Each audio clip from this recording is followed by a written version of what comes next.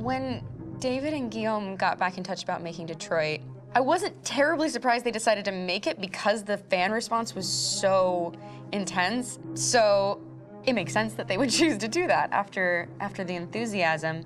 It was a challenge, and it was just an interesting thing to get my head around how to approach this character now as a different, much older person, and whether or not she had changed. And I'm very happy to say that with Detroit, I've had the opportunity to see Kara grow so much more than I ever expected. You do the housework, the washing, you cook the meals, and you take care of...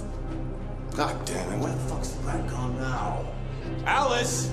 Alice! I mean, she starts out essentially how she does in Kara in a very, not robotic, but, you know, android other way. And getting to take this journey where she becomes more and more human as it goes on. You know, and as an actor, that's a wonderful exploration in every way, whether it's how she sits, her posture, how her voice changes, how emotions change, and how much emotion is based on things like empathy and social experience. And so having, you know, as much material as I got with David to have this huge, nuanced arc was really incredible. Why couldn't we just be happy? This experience has been quite different than the experiences I've had shooting film or TV or doing theater work. I have 83 dots on my face and, you know, really flattering black wetsuit type thing, and you're jumping around with props, and it's kind of like being a 10-year-old imaginative kid, which is fun. There's 80 cameras around us. It's already lit. So we just shoot and shoot and shoot and shoot and shoot. There's no change of sets, there's no hair and makeup, there's no wardrobe, so we move really fast, and we'll go through about 35 pages in a day. Working in TV or film, we'll probably do 6 pages a day. It's kind of acting boot camp. It's like working out constantly. I mean, you're doing this thing, and then you got to do something that's completely other back to back to back. And so that kind of process of working is very challenging, but it's also very exciting because you just have to keep coming up with new ideas, and your head goes all over the place because you're trying to keep track of basically 4 different storylines for each different response. You shot that girl, for fuck's sake. It was a machine that looked like a girl. Yeah, I know what I should have done. I just told you I couldn't. All right, I'm sorry. The fact that David Cade, he's telling like many stories interwoven from beginning to end is super complicated and super impressive, and I have no idea how he keeps it all in his head. He's not just the writer or the director who's seeing this from the outside eye, he's also thinking about the player walking through this space. You know, only somebody who really, really loves not the work, but like these characters and these stories and cares about doing something meaningful would invest that much in it. And it's always inspiring to work with somebody who cares that much. My experience with motion capture is this one. And I found it sort of terrifying in a way, because they said the computer's gonna build you. But then, as we got into it, I realized all the elements of it were still artistic. I just dipped into a really brilliant setup here. I've never seen anything like it. And this won't turn me into a product because I was playing a character.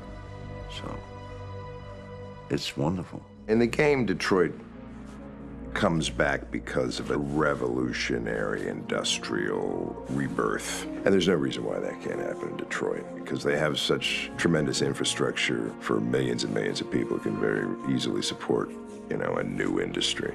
The city is really strong and resilient, but the city has also been through so much. You see the damage. But it takes that time of kind of rebuilding and reinvesting into the city that I think is happening slowly but surely. The potential of Detroit as a city is something that this game does a lot of justice to, because it would be easy to look at Detroit as some place that used to be, and that's not the case. This game provokes a lot of conversation and reflection on our potential near-future engagement with machines. That's what we are to them.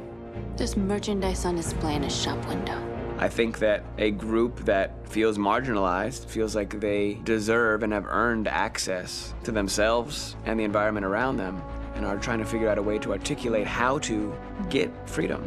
What was I designed to be? Their slave? Their toy?